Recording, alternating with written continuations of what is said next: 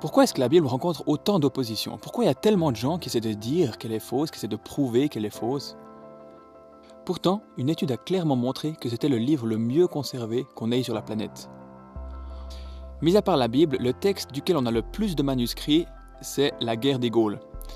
Elle a 10 manuscrits qui sont de bonne qualité, qui nous sont conservés jusqu'à aujourd'hui. Ce texte raconte la conquête de la Gaule par César, par les Romains. Pourtant, c'est bizarre, il n'y a pas beaucoup de monde qui s'amuse à montrer, à démontrer que la guerre des Gaules est fausse. Comment ça se fait? Pour la Bible, on a aujourd'hui encore 3000 manuscrits pour l'Ancien Testament et 5500 manuscrits pour le Nouveau Testament. Ça fait un total de 8500 manuscrits. Et pourtant, les manuscrits de la Bible ont toujours été attaqués, on a toujours tenté de les détruire. Par exemple, les Romains ont tout tenté pour détruire ces manuscrits.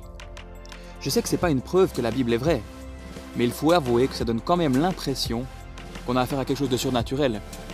Mais alors pourquoi cette opposition à la Bible? Revenons à la guerre des Gaules. Si Jules César a vraiment existé, ça ne nous change pas grand-chose. Ça ne nous rend pas plus heureux et ça ne change pas le sens de notre vie. Par contre, pour la Bible, c'est un peu différent. Si on l'ouvre, on y lit des choses qui ne nous plaisent pas forcément. Et on voit que si elle est vraie, elle change carrément le sens de notre vie. On y trouve par exemple un verset qui dit « Le salaire du péché, c'est la mort ». C'est vrai que c'est plutôt dérangeant, parce que si on est honnête, on réalise qu'on a tous fait déjà des péchés. Et donc, on mérite la mort d'après la Bible. Mais la Bible ne s'arrête pas là. Elle donne aussi une solution à ça. Mais en fait, c'est peut-être la solution aussi qui dérange. On va voir ce que c'est cette solution. La solution, elle se trouve dans un autre verset qui dit « Repentez-vous donc et convertissez-vous pour que vos péchés soient effacés. » Alors c'est vrai que c'est dérangeant, parce que ça veut dire qu'on doit se repentir et avouer qu'on a fait des péchés, avouer qu'on a fait des choses fausses. Alors voilà, la Bible elle est bien dérangeante par ce qu'elle dit. Elle dit qu'on est tous condamnés à mort puisqu'on a fait des péchés, mais qu'il y a une solution, et puis que cette solution, c'est qu'on doit reconnaître que nous, on ne peut rien faire, mais on doit juste accepter que Dieu nous a sauvés, que Dieu veut nous sauver.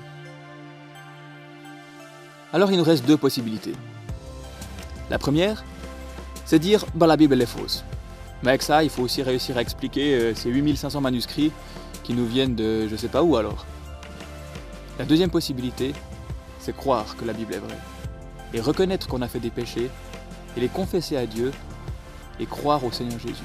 Ainsi, on sera sauvé.